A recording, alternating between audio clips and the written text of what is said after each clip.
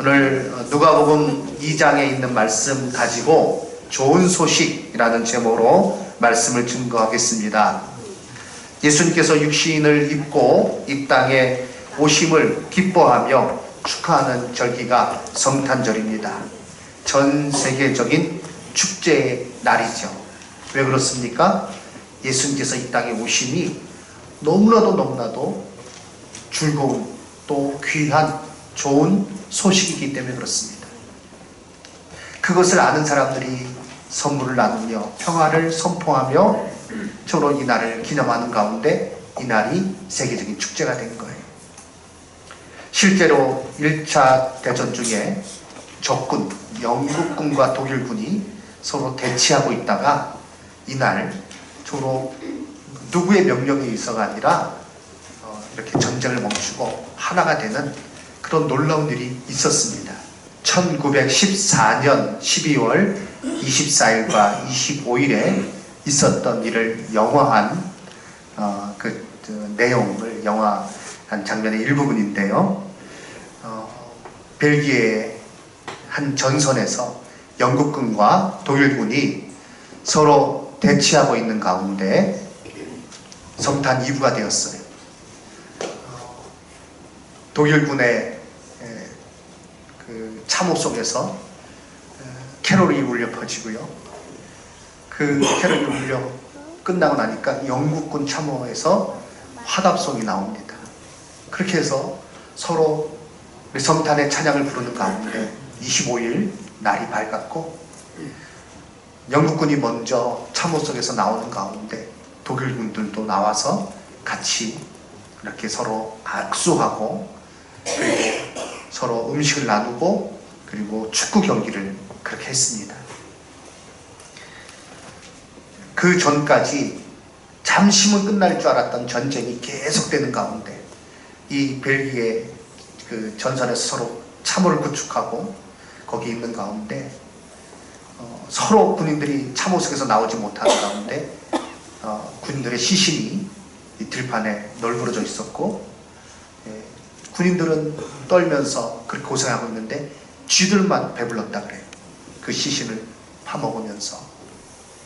그런 가운데 이 성탄 이브에 그들은 찬양을 부르면서 서로 마음이 녹았고, 그래서 성탄절에 그들은 나와서 무장하지 않고 나와서 그 시신들을 땅에 묻고 그리고 서로 이제 축구 경기를 했다고 합니다.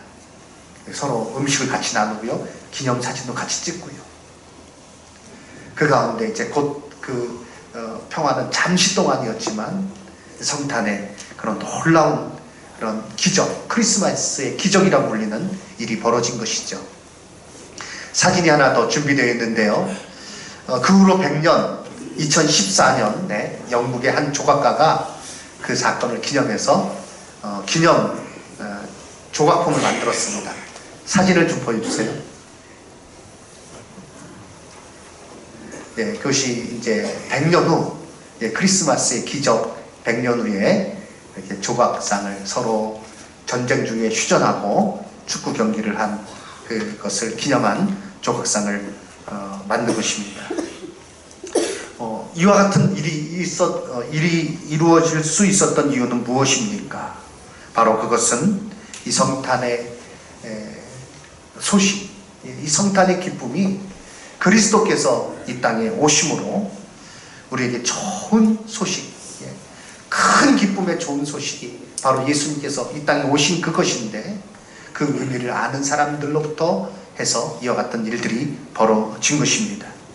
오늘도 선물을 주고받으며 기뻐하고 축하하는 그 시작은 바로 예수님께서 이 땅에 오심의 이유를 분명히 아는 사람들로 말미암아 그것이 시작된 것이고, 오늘 전 세계적인 그런 어떤 기쁨의 날이 된 것이죠. 요즘에 들어서 그런데 문제는 무엇입니까? 그 본래 그렇게 기뻐하고 즐거워하고 사랑을 나누는 그 일이 왜 있었는가?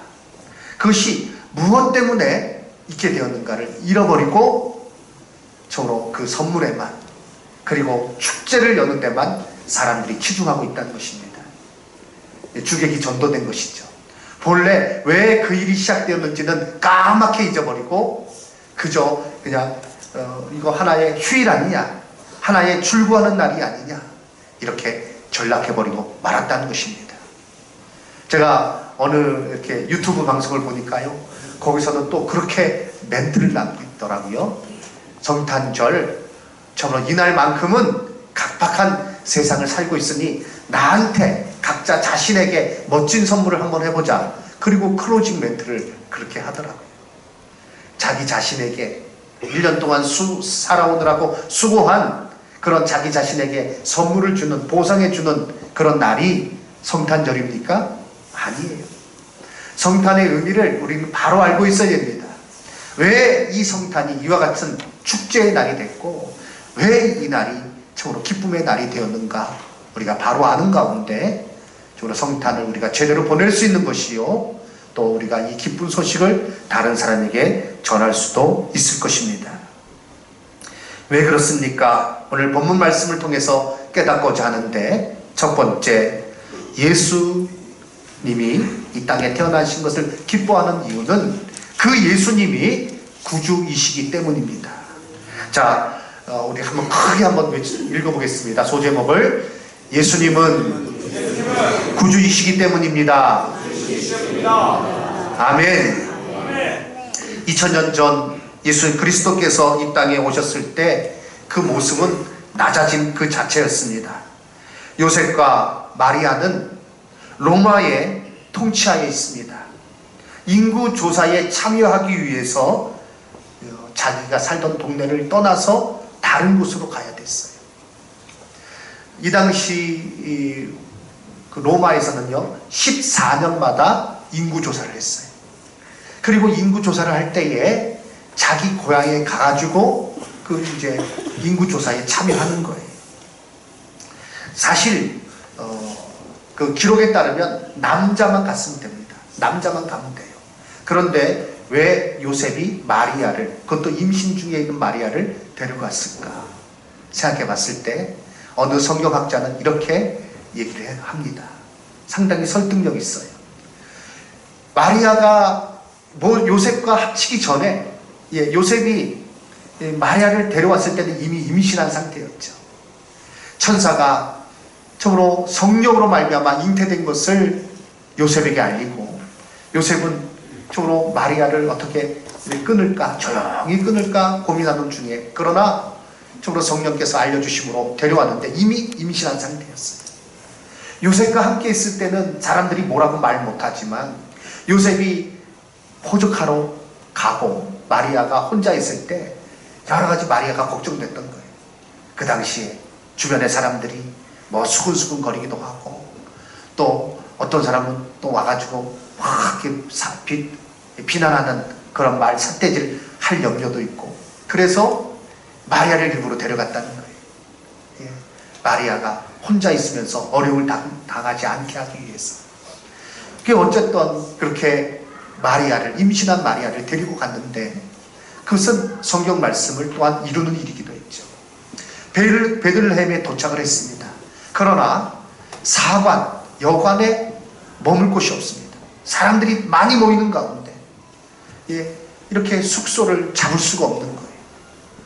그래서 어떻게 되었습니까? 적으로 이제 곧 해산할 그런 마리아, 요셉, 그들은 가축이 머무는 곳에 있을 수밖에 없었습니다. 그리고 결국 예수님은 짐승들이 머무는 곳에서 태어나셨습니다. 이것은 우리에게 무엇을 말해주고 있습니까?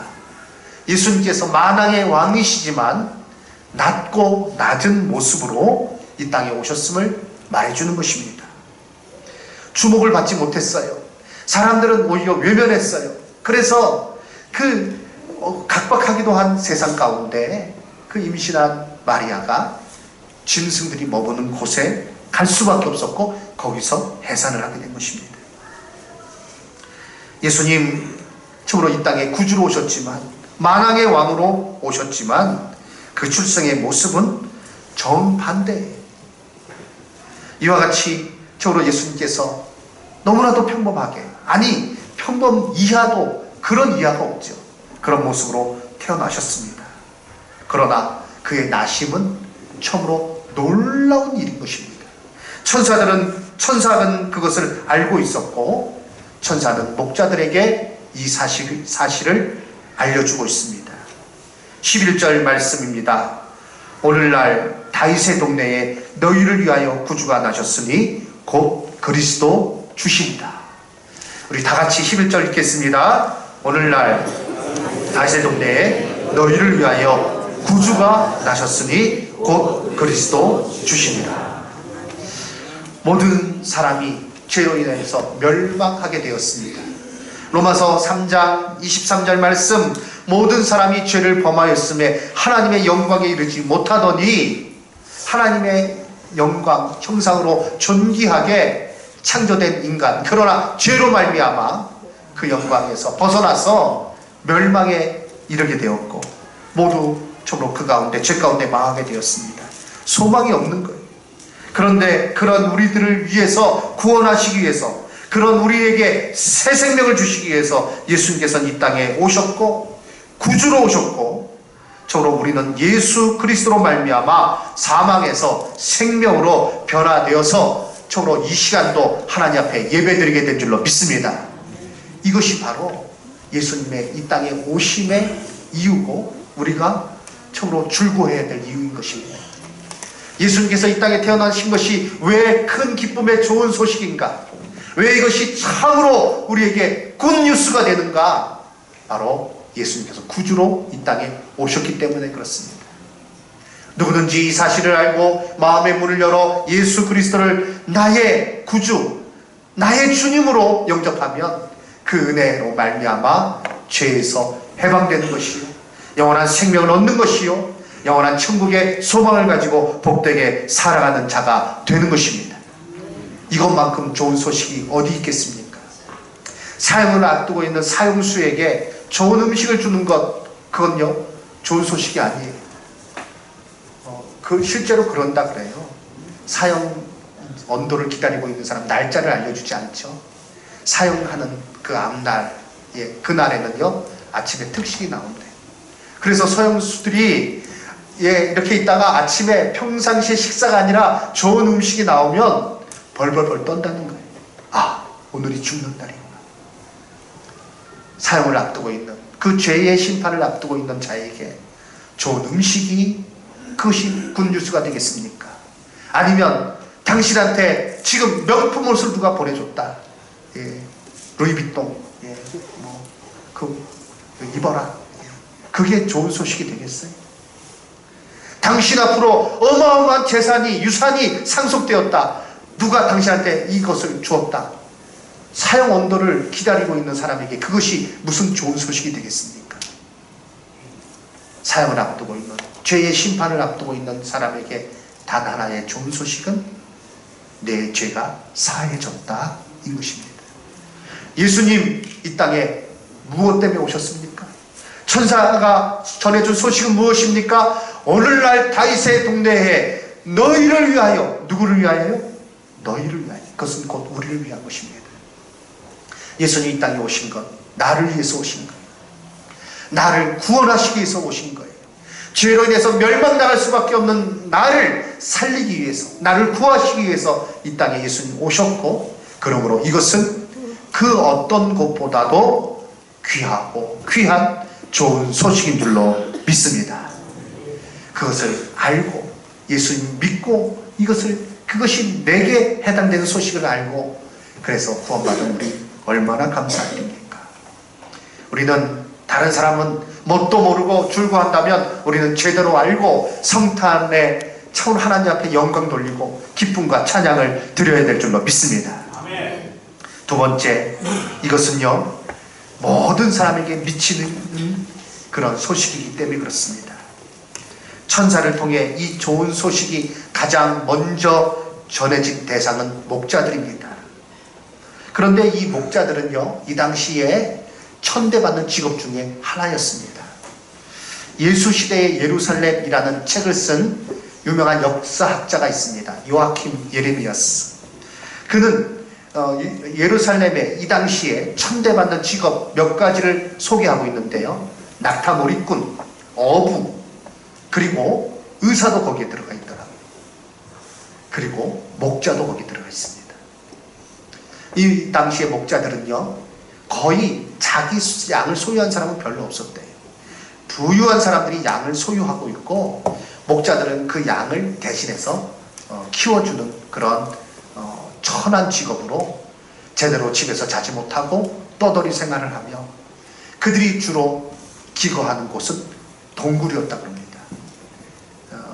성지 여행을 가보신 분들은 알겠지만 동굴이 상당히 많아요. 그런 동굴, 빈 동굴에 들어가서 잠시 잠을 청하는 거예요. 양들을 이끌고 어떤 데는 양과 같이 자는 것입니다. 그런데 이와 같이 천한 사람들에게 이 소식이 가장 먼저 전해진 것입니다. 천사는 목자들에게 너희들을 위하여 구주가 나셨으니 곧 참으로 다윗의 구주가 나셨으니 그리스도라고, 곧 그리스도 주신이라라고 말씀하고 있습니다. 이 당시 이 목자들 참으로 천대받는 사람들이지만, 중요한 그런 일에는 제외되는 사람들이지만, 그러나 이들에게 소식이 먼저 전해졌고, 천사는 온 백성에게 영향을 주는, 온 백성에게 해당되는 좋은 소식이라고 이렇게 말하고 있습니다. 요즘 여러 가지 그 소식들이 많이 들리죠. 그런데 그 소식들은요, 일부에게는 좋고 일부에게는 안 좋아요. 그리고 어떤 소식은요, 부자들에게만, 권력 있는 사람들에게만 좋은 것 같아요. 그러나 예수 그리스도께서 이 땅에 나심은 온 백성의, 온 모든 사람에게 해당되는 참으로 큰 기쁨의 좋은 소식인 줄로 믿습니다. 이 소식이 선포되는 그 일로 인하여서 주로 죄에서 해방되는 거예요. 계급이나 신분, 또 재산의 소유 유무, 이런 것에 따른 차별이 없는 것입니다. 참으로 이 놀라운 소식, 그래서 이 소식이 전해지는 가운데 우리도 하나님의 자녀가 된 줄로 믿습니다. 예수 그리스도의 나심은 누구에게나 해당되는 굿뉴스고, 그것은 처음으로 남녀를 가리지 않습니다. 그리고 사회적인 신분을 가리지 않는다는 것입니다. 그 김동문 선교사님이 중근동의 눈으로 읽는 성경이라는 책을 쓰셨는데, 거기서 보면 이 목자들에 대해서 자세히 설명하면서, 또 예수님께서 구유에 나셨다는 이 의미에 대해서 또 하나의 견해를 내고 있습니다. 우리가 구유하면 이제 말구유 이렇게 보통 생각을 하잖아요. 그런데 이 당시에 말은 구경하기조차 쉽지 않았던 짐승이라는 거예요. 로마의 군인들이 나타난 것이고, 그것이 참으로 예수님께서 거기에 나셨다는 것은 좀 이렇게 상상하기 어렵다 하면서, 이 구유라는 의미에 대해서 이 당시에 조금 전에 설명드렸듯이 이 목자들이 주로 동굴에 살면서 또 양들, 염소들을 거기에 같이 이렇게 데리고 들어가서 자고 했는데, 그곳이 구유가 아니겠는가? 그 동굴이 구유가 아니겠는가? 사람들은 예수님께 방을 내어드리지 않았지만, 이 목자들은 예수님께 자기들이 거하는 동굴, 거기를 내어드렸고, 그 가운데 밖에서 양떼를 지키는 그 목자들에게 천사들이 나타나서 구주 나심의 소식을 알렸고, 그래서 목자들은 예수님께서 어디 계신지 알고 달려가서 경배할 수 있었을 것이다 라고 이렇게 거기서 그 중동에서 오래 사신 선교사님이 글을 피력한 것을 읽었습니다. 중요한 것은 무엇입니까? 여기 너무나도 분명한 것은 예수님께서 이 땅에 오신 이 놀라운 구주로 오신 소식은 누구에게나 해당된다는 것입니다. 차별이 없습니다. 그래서 복음이 전해지는 곳에 저로 그 억눌렸던 사람들이 그 자유를 찾게 되고요, 불평등이 그것이 해소되는 놀라운 일들이 일어나는 것입니다. 그렇습니다. 저로 그래서 좋은 소식입니다. 일시적으로 어떤 부분에 있어서 누구에게만 해당되는 그런 좋은 소식이 아니라 온 백성에게 미칠 큰 기쁨의 좋은 소식, 어떤 권력자나 어떤 부자가 줄 수 없는 이 놀라운 은혜가 예수 그리스도의 이 땅에 오심으로 말미암아 우리에게 전해진 것이요, 그래서 이 좋은 소식이 우리에게 전해짐으로 우리는 구원받았고 오늘 우리는 기쁨으로 하나님 앞에 예배드리게 된 줄로 믿습니다. 이제 우리는 이 좋은 소식의 전달자가 되어야 됩니다. 우리가 해야 될 일이 이제 있습니다.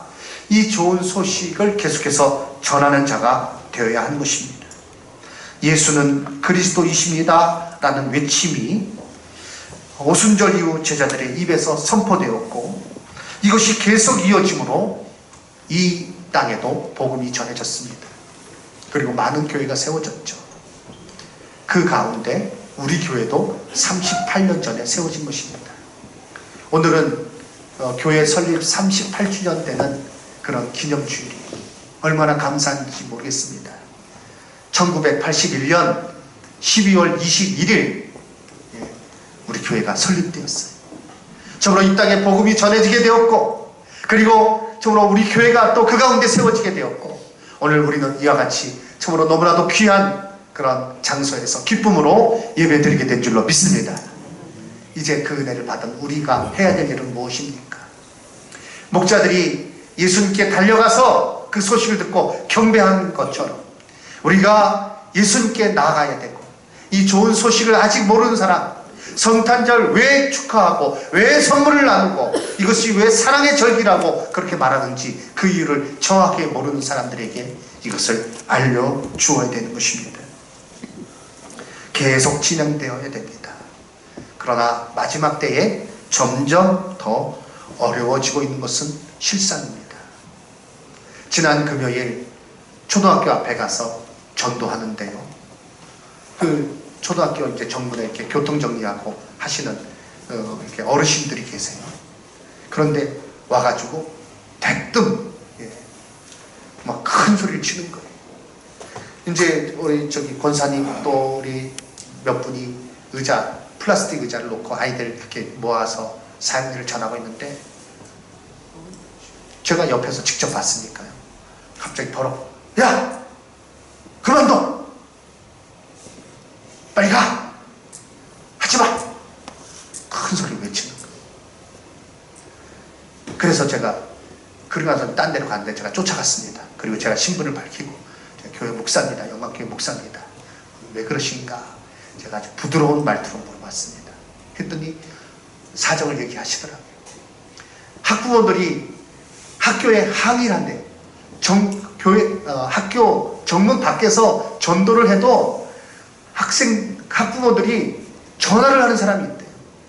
그러면 교장이나 교감이 전화를 받고 자기들한테 와서 거기 있으면서 그 아이들 지도도 하지 않고 뭐 하냐고 그렇게 핀잔을 준대요. 내가 나이 70, 80 먹어서 그 젊은 사람들한테 내 그 소리 들을 수가 있냐고 그러면서 그러니까 하지 말라 그러는 거예요. 그러면서 또 하는 말이 애들한테 나눠주는 건 괜찮대요. 뭐 사탕이나 뭘 나눠주는 건 괜찮지만 복음은 전하지 말라는 거예요. 그래가지고 이게 참 어떻게 된 일인가 제가 자세히 말씀드리고 항의할 일이 있으면 교회에 제가 다음에 갈 때는 명함을 드릴 테니까 여기다가 교회로 항의하라고 그렇게 하시라고 제가 얘기를 했어요. 점점 여러 가지 이유로 인해서 어려워지는 시대에 교회에 대한 부정적인 뉴스들이 얼마나 많이 쏟아져 나오는지 모릅니다. 젊은이들은 그런 것을 듣고 교회에 반감을 품는 사람이 많습니다. 정말 문제가 되는 교회가 있죠. 우리는 그것을 보면서 자성해야 되고 우리가 고쳐나가야 될 점들을 반성해야 되지만 그러나 또 하나 목사로서 답답한 것은 처음으로 이 많은 그런 목회 현장에서 묵묵하게 희생해가면서 자신의 일들을 감당하는 소금이요 빛의 사명을 감당하며 사랑을 베푸는 많은 목사님들이 계신데 그분들에 대해서는 누구도 얘기하지 않아요.